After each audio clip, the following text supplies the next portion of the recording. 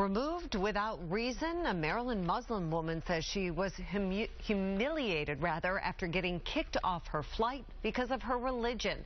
WJZ is live. George Solis has more on what happened and the growing fear it'll keep happening. George? Well, the woman, Hakima Abdullah, who was wearing an Islamic headscarf at the time, says all she wanted to do was switch seats. Instead, she got the boot by a flight attendant. A furious Tacoma Park husband not mincing words this morning.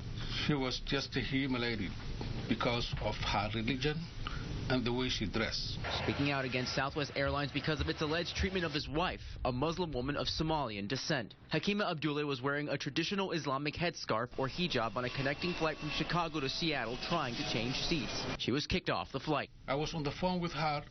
I asked her, my wife don't speak English. Can you please talk to me and tell me why she cannot take the flight? They ignored me.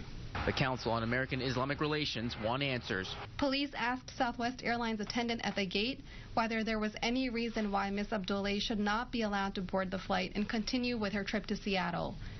The reply was no, that she does not feel comfortable. Flight attendants are allowed to remove people off flights if they pose a threat to public safety. WJZ reached out to the airline for its side of the story. Southwest issued a statement that says in part, quote, our employees followed proper procedures. It goes on to say, quote, we are not in the business of removing passengers without reason. CAIR says that's debatable across all airlines, especially when you look at all the complaints across the board. Just this year, CAIR says they've received half a dozen. They fear more are never reported. It really does create alarm amongst American Muslims.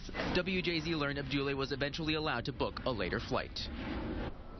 Now, the Council on American-Islamic Relations is demanding a full investigation and a meeting with the airline. I'm George Solis. Now back to you.